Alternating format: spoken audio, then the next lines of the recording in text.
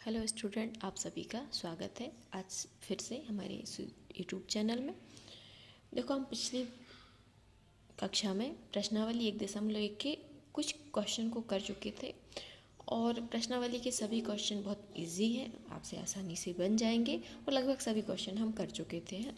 अब कुछ हम एक ऐसे उदाहरण ले रहे हैं जो थोड़े से ट्रिकी हैं, जिनको थोड़ा सा ध्यान से करने की ज़रूरत है और ये परीक्षा के लिहाज से इम्पोर्टेंट भी हो सकते हैं।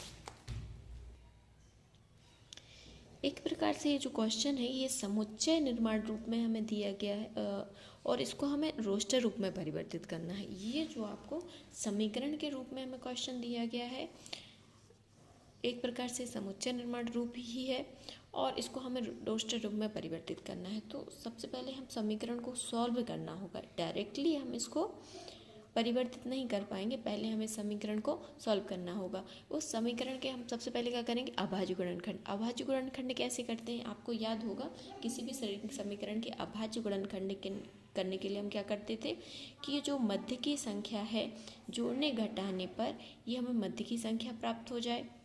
प्लस की है तो प्लस की और कुछ नहीं है, मतलब 1 है ना।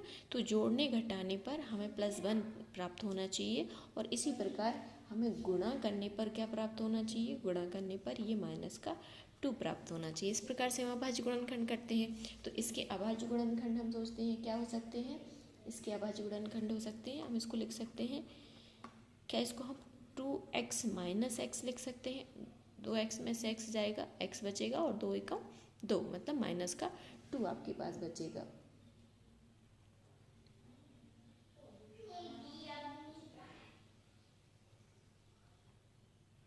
ये प्लस का और गुणा करने से -2 आ जाएगा बराबर का 0। इसको कॉमन ले लें यहाँ से और यहाँ से। यहाँ से कॉमन लेंगे, क्या कॉमन आएगा, x + 2। यहाँ पर क्या कॉमन आएगा, -1, तो x + 2। अब इन दोनों में आप देखिए क्या आ गया, x - 1 और x + 2। हमारे पास ये 2 आंसर आए हैं।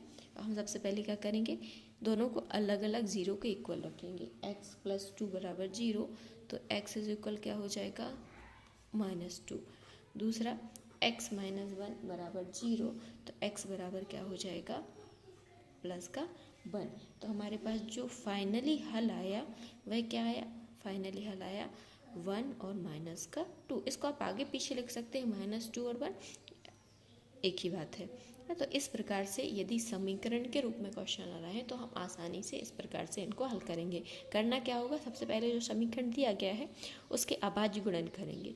जैसे ही अभाज्य गुणनखंड इसके होंगे आंसर अपने आप आ जाएगा। इसी प्रकार अगला क्वेश्चन देखते हैं। अगला क्वेश्चन है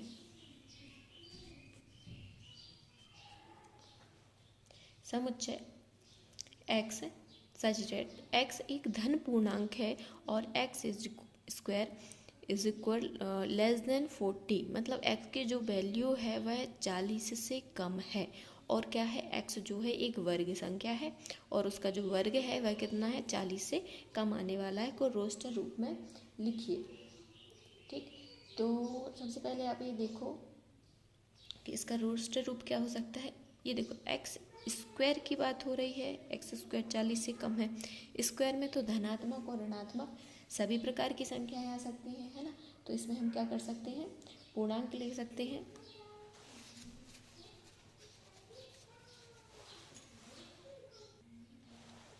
तो वे संख्या जिनका स्क्वायर करने पर क्या हो, 40 से कम हो। तो सबसे पहले हम धनात्मक पूर्णांक लिखते हैं। नहीं, धनात्मक और ऋणात्मक पूर्णांक दोनों हो सकते थे क्योंकि स्क्वायर है, लेकिन यहाँ देखो क्वेश्चन में फिक्स दिया गया है कि यह धन पूर्णांक है, मतलब जो x है वहाँ हमें सिर्फ धन का लेना है। तो हम यहाँ सिर्फ धनात्मक पूर्णांक को लेंगे, ऋणात्मक को छोड़ देंगे। तो धनात्मक पूर्णांक कौन कौन सी होंगी, जिनका स्क्वायर 40 से कम होगा, 1, 2, 3 का 9, 4 का 16, 5 का 25, 6 का 36 और 7 का 49। 7 का जो 49 है वह 40 से कैसा हो जाएगा, बड़ा। इसका मतलब है ये जो है हमारे पास ये धनात्मक पूर्णांक संख्याएं आ गई जिनका वर्ग क्या है, 40 से छोटा है। तो इसका रोस्टर रूप क्या होगा, सबसे पहले हम इसको लिख लेते हैं रोस्टर रूप। इसका रोस्टर रूप क्या होगा, समुच्चय दे देते हैं नाम ए, और यहाँ पर x की वैल्यूज़ क्या हो जाएंगी 1 2 3 4 5 और 6। तो ये इसका समुच्चय निर्माण रूप हो जाएगा। अगला प्रश्न देखते हैं। अगला उदाहरण देखने से पहले हम प्रश्नावली का क्वेश्चन 4 देख लेते हैं, शायद ये रह गया था। क्वेश्चन 4 है, समुच्चय दिए गए हैं और इनको हमें समुच्चय निर्माण रूप में व्यक्त किया गया। मतलब ये कैसा रूप दिया गया है, रोस्टर रूप, सारणीबद्ध रूप, इसको हमें समुच्चय निर्माण रूप में परिवर्तित करना है। यहाँ क्या है 2 4 6 8 10। यहाँ देखिए ये सब 2 के गुणज दिख रहे हैं। क्या दिख रहे हैं सभी अवयव 2 के गुणज। तो यहाँ पर क्या होगा x such that x is equal क्या हो जाएगा 2n। x is equal 2n है, 2n तो है लेकिन इसमें एक लिमिट है कि ये 10 तक ही गया है। 2n है, इसका मतलब जो n की वैल्यू है वह कितनी है, यहाँ n की वैल्यू कितनी है 1 से 5 के बीच में, ये इसकी बाउंडेशन हो गई। और दूसरी बात n जो है यह प्राकृतिक संख्या है, तो यहाँ आप लिखेंगे small n belongs to capital n, मतलब यह प्राकृतिक संख्या से लिया गया है। अगला प्रश्न है 2 4 8 16 32 64। यह क्या है, यदि देखो सबसे पहले हम ये जो क्वेश्चन दिए, जो सीरीज दी गई होती है, इसका पैटर्न समझना होता है कि इस पैटर्न कैसा पैटर्न इसमें बन रहा है या इसमें हो क्या रहा है। अब यहाँ देखो 2 फिर 4 फिर 8 फिर 16 फिर 32 फिर 64। 2 दूनी 4 4 दूनी 8 8 दूनी 16 16 दूनी 32 32 दूनी 64। मतलब क्या हो रहा है, संख्या उसकी जो आगे वाली संख्या की गुणज हो रही है। और ऐसा कब होता है, ये स्क्वायर वाली संख्या में होता है ना। तो यहाँ पर x क्या निकला, जो x होगा x क्या हो जाएगा 2 के ऊपर n की घात। हम 2 के ऊपर जब हम 2 के ऊपर 1 की घात करेंगे तो 2, 2 के ऊपर 2 की घात तो 4, 2 के ऊपर 3 की घात तो 8, 2 के ऊपर 4 की घात तो 8, और ये हो जाएगा आपका 16। फिर 2 के ऊपर 5 की घात मतलब 32, और 2 के ऊपर 6 की घात मतलब क्या हो जाएगा आपका 64। तो इस प्रकार इन्होंने क्या किया है, 2 का हमारे पास n टाइम इसकी घात है। अब यहाँ पर बाउंडेशन है, यहाँ देखो 2 के ऊपर 6 की घात तक ही गया है। इसका मतलब है जो वैल्यू है n की वह कितनी है 1 से लेकर 6 के बीच में। जो n की वैल्यू है 1 से लेकर 6 के बीच में है, और n जो है बिलोंग कर रहा है कैपिटल n में, यह प्राकृतिक संख्या है। तो ये आपका क्या हो जाएगा, ये आपका समुच्चय निर्माण रूप हो जाएगा। अगला देखो, अगला प्रश्न है 3 9 27 81 और 243। इसमें सबसे पहले पैटर्न समझने का प्रयास करो, क्या हो रहा है इसमें भी 3 के ऊपर n की घात हो रही है ना। यहाँ पे क्या हो रहा है 3 के ऊपर 1 की घात करके देखते हैं। 3 के ऊपर 1 की घात 3, 3 के ऊपर 2 की घात 9, 3 के ऊपर 3 की घात हो जाएगा 27। हाँ ये वाला पैटर्न इसमें चल रहा है। 3 के ऊपर 4 की घात 81, और 3 के ऊपर 5 की घात कितना हो जाएगा 243। तो इसका मतलब ये क्या चल रहा है, 3 के ऊपर घात चल रही है n की। तो यहाँ पर क्या हो जाएगा x, जहाँ x क्या है x, ये सबसे पहले मंजिला कोष्ठक बना लेते हैं x, और जहाँ x क्या है 3 के ऊपर n की घात, और जो इसकी वैल्यू है कहाँ तक गया है 5 तक। तो n की वैल्यू हो जाएगी 1 से 5 के बीच में। और लास्ट वाली बात, n कहाँ बिलोंग कर रहा है प्राकृतिक संख्या में, कैपिटल n में। जो स्मॉल n है यह कैपिटल n में बिलोंग कर रहा है। अगला प्रश्न है 1 2 3 4 5। इसको आप आसानी से देख सकते हैं, ये क्या है, एक प्राकृतिक संख्या है। कैसी प्राकृतिक संख्या है,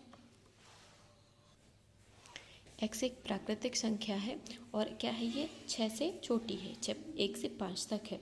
तो यहाँ पर x बिलोंग्स टू x बराबर, आप इसको लिख सकते हो एक प्राकृतिक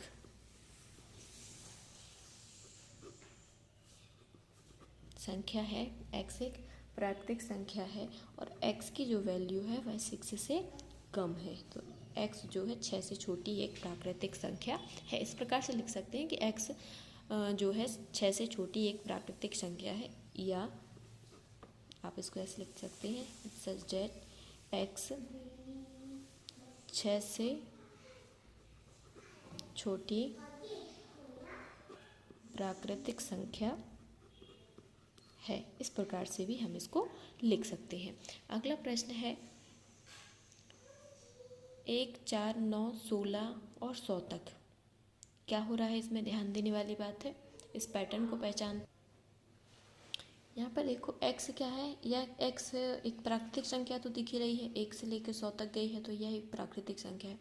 दूसरा क्या दिख रहा है कि ये किसी की घात हो रही है, मतलब यदि हम इसमें 1 को लिखें, यहाँ कर लेते हैं, यदि हम 1 के ऊपर 1 की घात करें तो 1, 2 के ऊपर 2 की घात करें तो 4, 3 के ऊपर 2 की घात तो यहाँ पे 2 कर लो, 3 के ऊपर 2 की घात तो 9, 4 के ऊपर 2 की घात तो 16, डैश डैश डैश 10 के ऊपर 2 की घात तो क्या हो जाएगा 100। इसका मतलब n का क्या हो रहा है, स्क्वायर हो रहा है। यहाँ पर जो संख्या है ये प्राकृतिक संख्या है और ये परिवर्तनशील है, लेकिन जो यहाँ पर जो घात है यह परिवर्तनशील नहीं है, यहाँ पर स्क्वायर है। इसका मतलब क्या हो रहा है n स्क्वायर। यहाँ पर x, जहाँ x इज इक्वल क्या हो जाएगा n स्क्वायर, और n एक प्राकृतिक संख्या है, प्राकृतिक संख्या है, और n क्या है, छोटा या बराबर है 10 के, या तो 10 से छोटा है या उसके बराबर है। आप इसको n belongs to capital N भी लिख सकते थे। तो ये इस प्रकार से हमारा क्या हो जाएगा, इसका समुच्चय निर्माण रूप। अगला एक क्वेश्चन और बचा है 1, 3, 5, 7, 9। ये देखो कैसी संख्याएं दिख रही हैं, 1, 3, 5, 7, 9 कैसी हैं, ये विषम संख्या है। तो ये कौन सी संख्या है, विषम प्राकृतिक संख्या। जीरो नहीं है, इसका मतलब ये प्राकृतिक संख्या हो। तो यहाँ x, जहाँ x एक विषम पूर्णांक भी लिख सकते हैं, बट अभी प्लस की है, इसको प्राकृतिक भी लिख सकते हैं। प्राकृतिक संख्या है। यदि यहाँ पर इन्हें 0 इंक्लूड किया होता तो हम इसको धन पूर्णांक लिख देते, लेकिन अभी नहीं किया है तो प्राकृतिक ही लिखना सही होगा। पूर्णांक है जहाँ इसकी वैल्यू कितनी है x, या तो 1 से छोटा बड़ा है या फिर 1 के बराबर है, और 10 से कैसा है 9 तक गया है तो 10 से छोटा है, 10 यहाँ पर इंक्लूड नहीं है। तो इस प्रकार ये रोस्टर रूप हम उनके बना सकते हैं। तो बच्चों, यदि आपने अभी तक मेरा चैनल सब्सक्राइब नहीं किया है तो कर लीजिए, ताकि आगे की वीडियो की नोटिफिकेशन आपको समय समय से प्राप्त हो सके। अगला उदाहरण देखते हैं बच्चों। समुच्चय दिया गया है a बराबर 1, 4, 9, 16, 25 को समुच्चय निर्माण रूप में बदलना है। इसको भी हमें क्या करना है, समुच्चय निर्माण रूप में बदलना है। बस इसमें सबसे ज़्यादा ज़रूरी बात क्या है, ज़रूरी बात ये है कि हमें ये देखना है कि ये पैटर्न क्या चल रहा है। यदि हमने पैटर्न को समझ लिया तो आसान होगा सब चीज़ों को समझना। तो पैटर्न क्या चल रहा है, देखो देखते हैं। यदि हम 1 का स्क्वायर करें तो क्या आएगा 1, है ना। इसी प्रकार हम 2 का स्क्वायर करेंगे तो क्या आएगा 4। इसी प्रकार हम 3 का स्क्वायर करेंगे तो क्या आएगा 9, 4 का स्क्वायर करेंगे तो 16, 5 का स्क्वायर करेंगे तो 25। तो यहाँ आप देख रहे हैं मिल गई हमें संख्या 1, 4, 9, 16, 25। तो यही पैटर्न यहाँ पर चल रहा है। ये हमने पैटर्न पता कर लिया।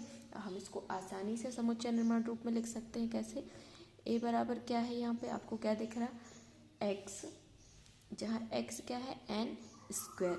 यहाँ पर इसकी वैल्यू जो है बदल रही है। x बराबर क्या है n स्क्वायर, और n यहाँ पर क्या है बिलोंग्स टू कैपिटल n, जो है यहाँ पर प्राकृतिक संख्या है। अगला देखते हैं।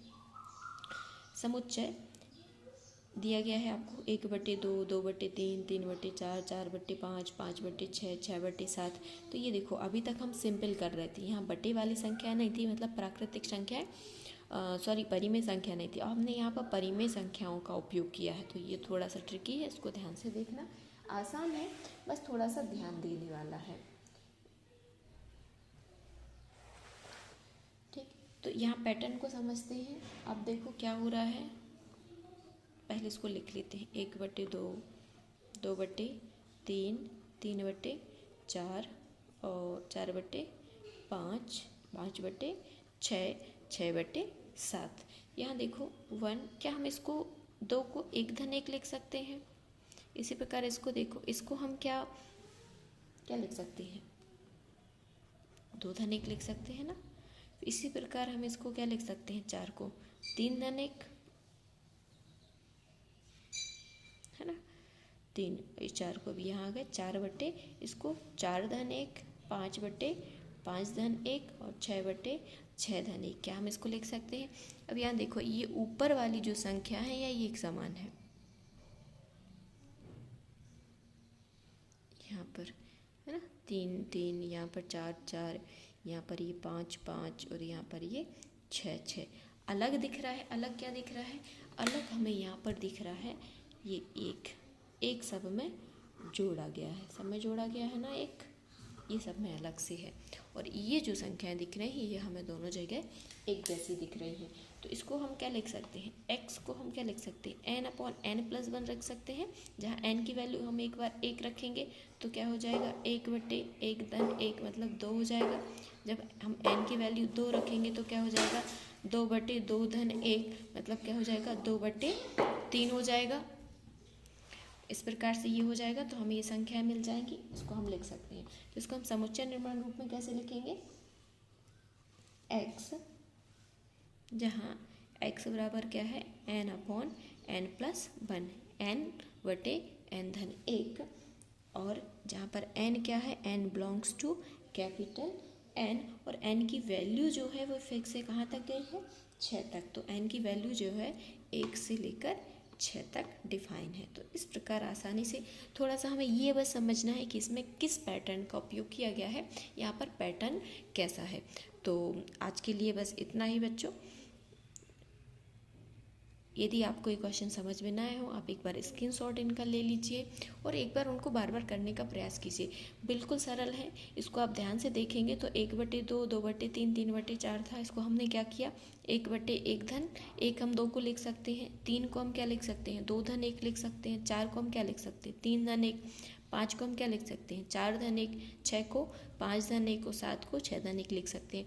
अब आप देख रहे हैं ऊपर और नीचे यहाँ दोनों जगह एक जैसी संख्याएं आपको मिल गई हैं, जिसको हमने n ले लिया है और सभी में 1 को जोड़ा गया है तो हमने +1 कर लिया है। तो n/n+1 आसानी से आ गया और ये आपका उत्तर है। तो और आगे हम कल पढ़ेंगे। आज के लिए बस इतना ही। यदि आपने अभी तक चैनल को सब्सक्राइब नहीं किया है तो कर लीजिए, अपने दोस्तों के साथ शेयर करें, वीडियो को लाइक करें। आज के लिए इतना ही, मिलते हैं अगले वीडियो में। धन्यवाद।